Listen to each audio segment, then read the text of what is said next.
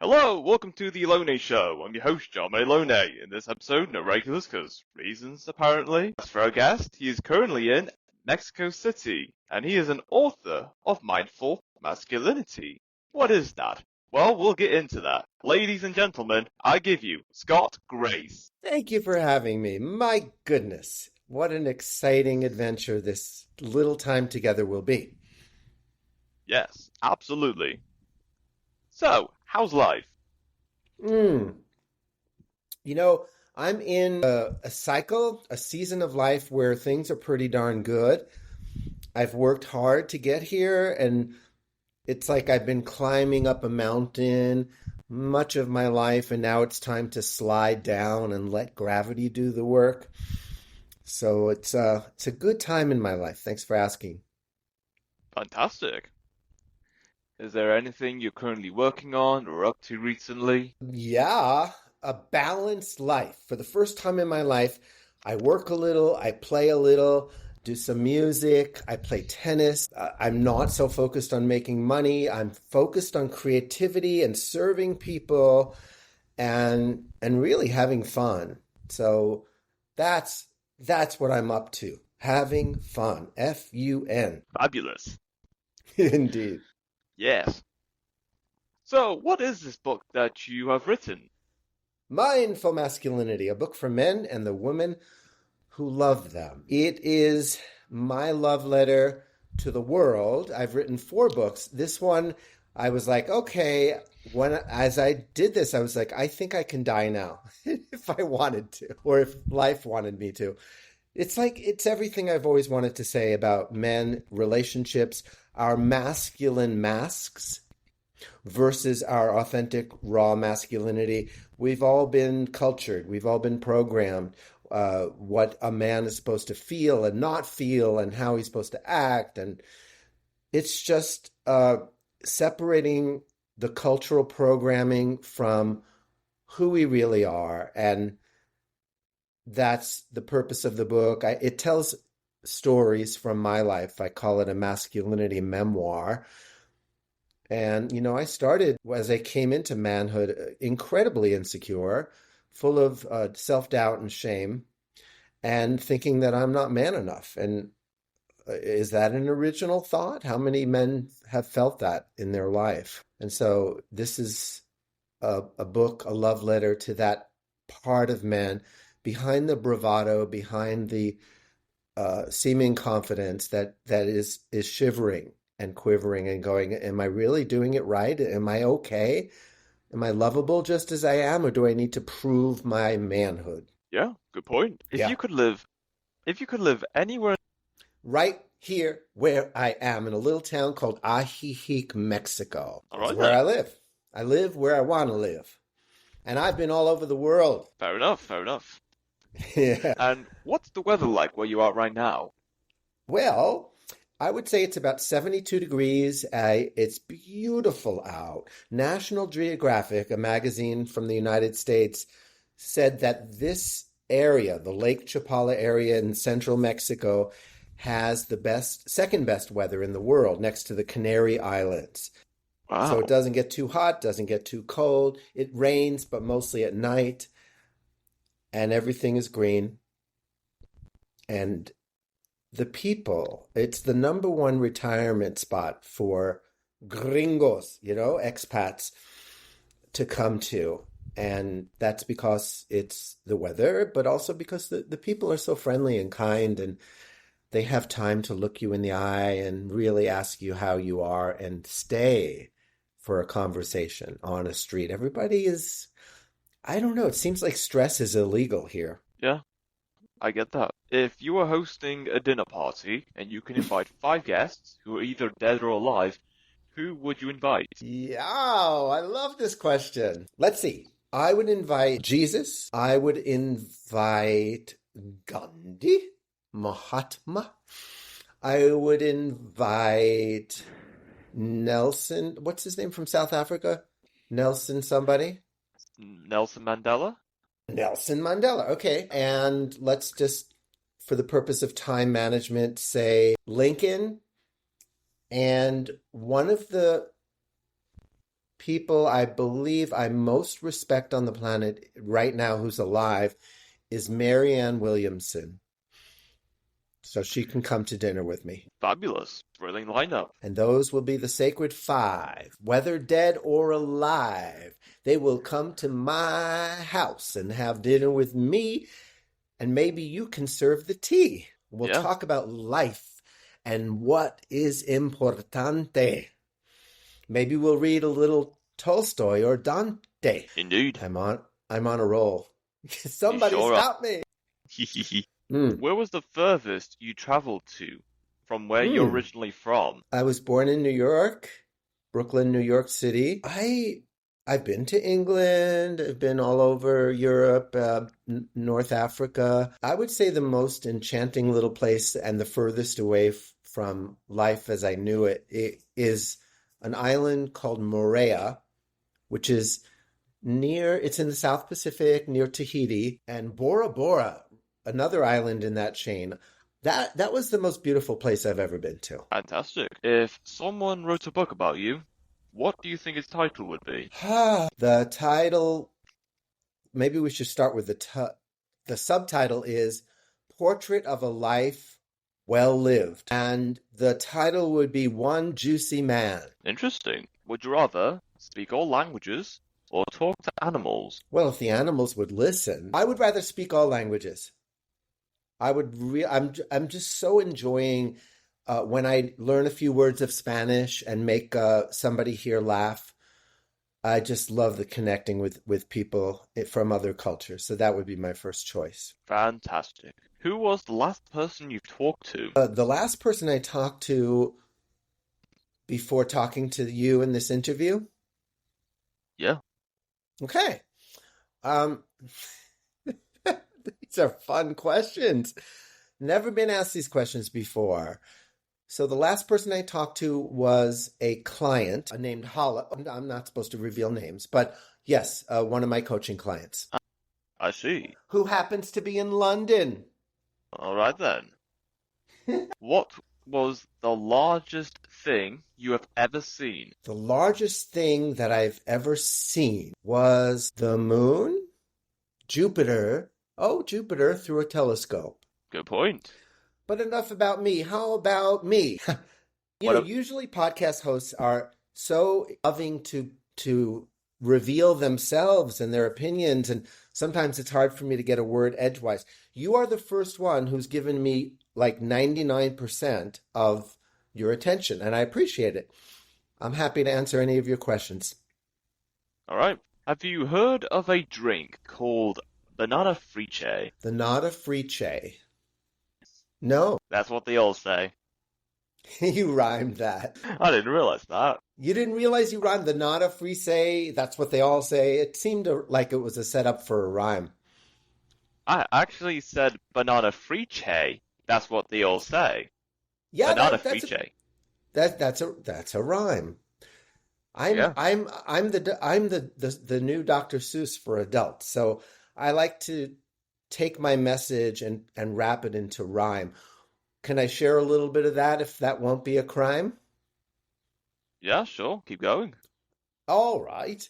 Well, this is from the book, Mindful Masculinity, and it talks about the ego as not like the way Freud would talk about the ego as just a sense of identity, but more like the protective shell over our true selves that really sabotages our happiness. So that's the context for this poem.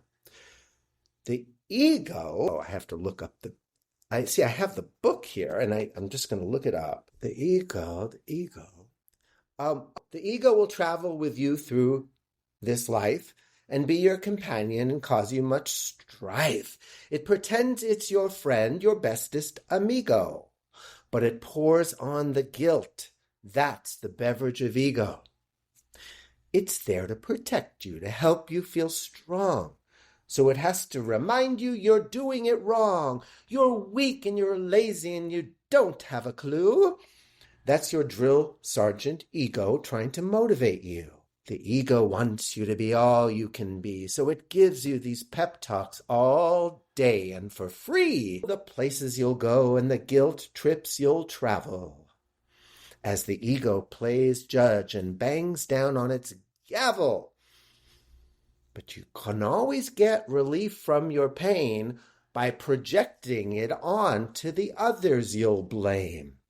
Because that is the ego at its beastiest best. It nurses its grievances close to its chest. Republicans, liberals, your parents, your ex. The world is just teeming with folks to correct. If only these fools would conform to your ways, you could get on with life without further delays. So that's the beginning of the poem. It goes on for 7 minutes, and It has a happy ending. Oh, yeah, absolutely. You and I are in a different generational. I'm 61. You sound like you're half that age at least. Actually, I'm actually 30, a third your age, actually. So you're 30 is half, pretty much. Actually, I'm in my 20s. Okay, that's great. So what have you learned about manhood and masculinity? Do you have any thoughts about it you'd like to share with me? Yes, of course. What I've learned is, throughout life, we all have a role to play in society.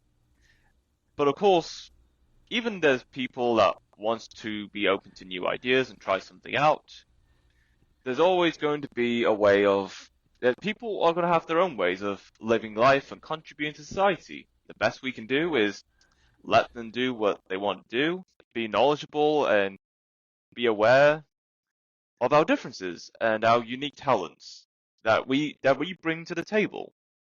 And of course, I think that's about it.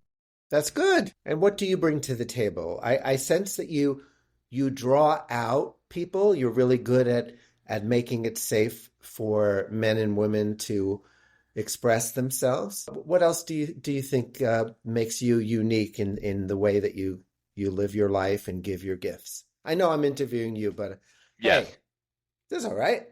You Yeah, can turn it around, say enough about me. Yeah, the tables have turned.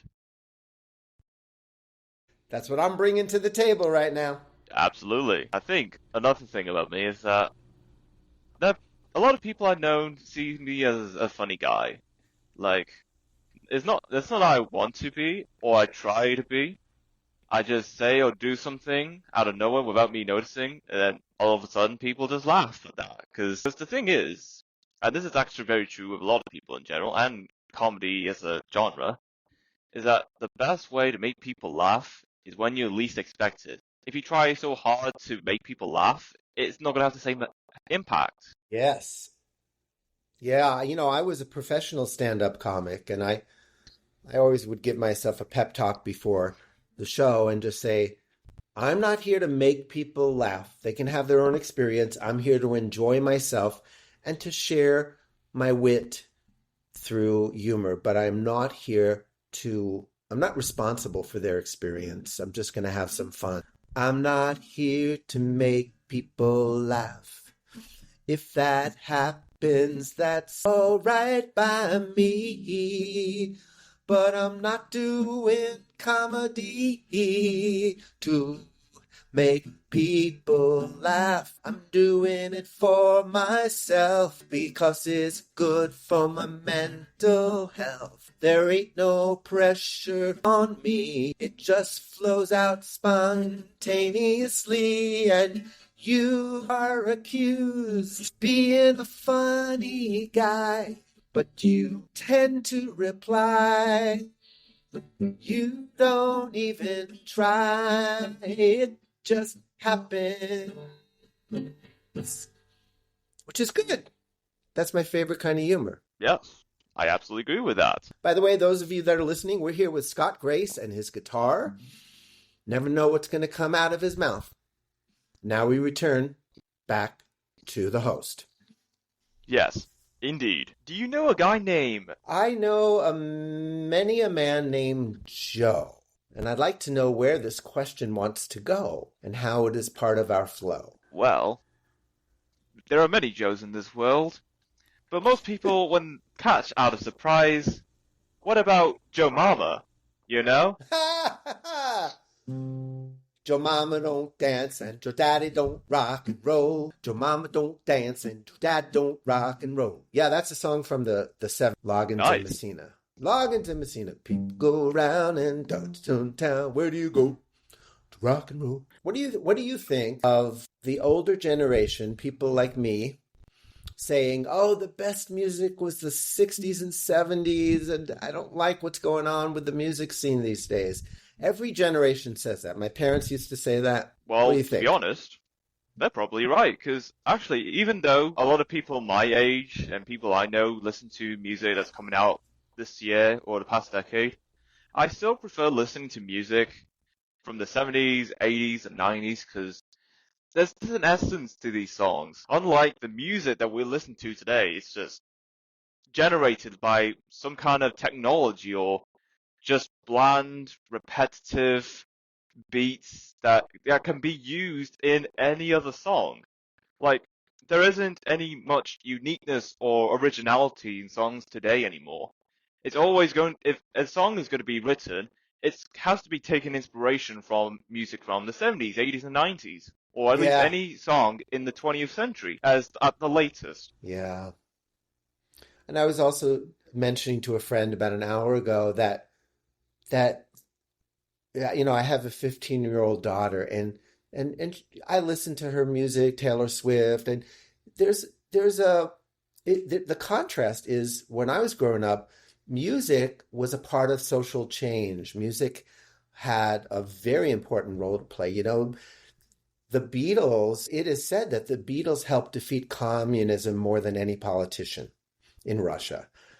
And now I don't hear much in the way of messages in pop songs. I see. So what to do? Well, look for the exceptions because there are plenty of independent artists out there doing great work. I think I'm one of them. I have 9 CDs and I love every song I've ever put out. And then, go back. We can, enjoy the music of any decade thanks to technology. Yes, I can sense that. Have you ever imagined a world that's just a big, massive garden? Yes. Garden, people happy, eating from the natural fruits and vegetables and living communal existences, tribes. I think we're more tribal than our modern day world allows us to be. Yeah, I live in a that's true. community. I live in a community in Mexico here. There's about 40 adults and some children and 3 dogs. And it's just a whole different way of living. I never realized how isolated and lonely I felt until I started living here. Yeah, interesting. Do you prefer headphones or earbuds? I have them both, but I just got a pair of AirPods Pro, and that is what I'm using now. I'll give my headphones away, holy cow. Got them a couple of weeks ago, and they have changed my experience. I like them a lot, and they're noise canceling. Wow, yeah, that's pretty cool. Mm. Yeah, more comfortable than any pair of headphones I've ever dealt with. Oh yeah, absolutely. What kind of Now, music? are you coming up with questions off the top of your head right now? Or do you have a list? Well, it's both actually. I have a few questions I have came up in my head, and I do Hmm. have other questions that I just wrote down over the years I have done the podcast. So I can go back to it like, oh, I remember this question, and those were the days. Those were the days. Once upon a time, I had a podcast. So, how about ask me a question that's more risky, that's more personal, that might offend somebody. But I promise you, it will not offend me. My life is an open book, and I like the juicy questions, the ones that cause me to reveal something personal and human and vulnerable. Wow. All right then. I have I'm not sure where to start. I don't usually do this, but I have been with my co-hosts in the past. I mentioned something in regards to the world of politics and how world governments have been operating. And I just want to know, what do you think of the current states that the world is operating right now? I have had very rigid opinions about things, and they've lightened up over the years.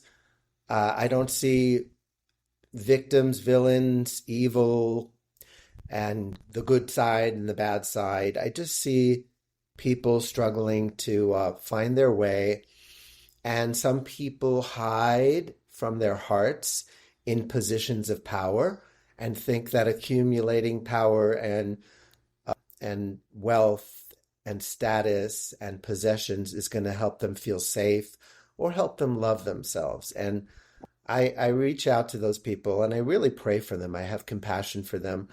And unfortunately, they very often do have a lot of power in the world. Politics is not one of my specialties. I think that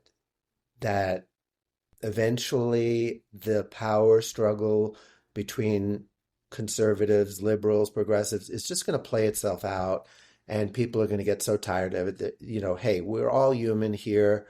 We don't need to have to be enemies and generate hatred and fear towards each other just because we disagree. And that's all I have to say about that. All right then, I agree. Thank you for agreeing. Forrest Gump. I just was reminded because Forrest said that he used to say, "That's all I have to say about that." Forgive me for my lousy accent, but That's pretty good. thank you very much.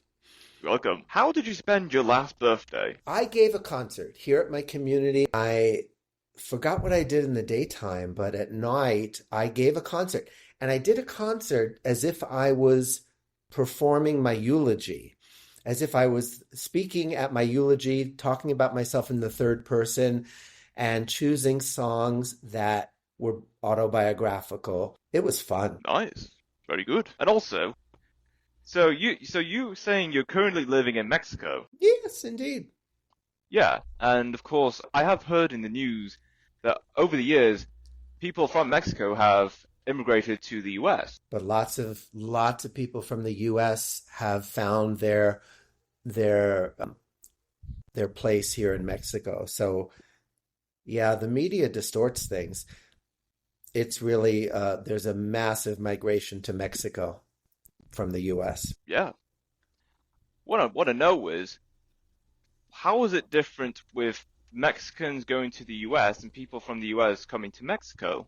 What is the perspective? What are the main reasons that could be for entering to each other's countries and wanting to live in these said countries? So why would somebody want to leave their country and go somewhere else? It's a mystery, and it's also very, very much up to the individual. And I left because the cost of living had risen to a point where I couldn't do it. And so I moved here, and my cost of living was cut in half, even more so than half. So part of it was economic, and then I realized how beautiful the people were and how lovely it was. So that was my story. But I just imagine everyone's looking for a better life, and thinking that you'll find it in another country may not be the wisest course of action, but then again, it might be. Yeah, absolutely. Or like Dorothy, you might discover there's no place like home. There's no place like home. Yeah, absolutely. What would you do if you found out you won the lottery? Okay, that's a great question. I wouldn't talk to anybody about it. I wouldn't announce it. I would quietly put enough money away in certain investments, safe investments, so that I can live comfortably off of the interest. And when I established what that was like, I would take a bunch of money and give it to causes that I believed in. I would give a bunch of money to my daughter because I just trust that she would do the same. She would just use it wisely. I'd do more traveling. I would make more music and musicians that I've always dreamed of working with. I would pay to get my messages, my books out into the world, make sure that my social media is running smoothly, and I wouldn't lift a finger to do anything about that. I would hire people to run my social media, and that's about it for now. There's a lot more I would do, but I just feel like, hey, that's enough. Yeah, seems about it to me. If you, I like asking people that question. The way I ask it is, if you had all the money you could possibly ever want, and even if you spent it all, it would just keep coming into your bank accounts, and you knew you would be good enough at whatever you aspired to do so that you could really do anything on the planet, go anywhere, what would you do with all that freedom?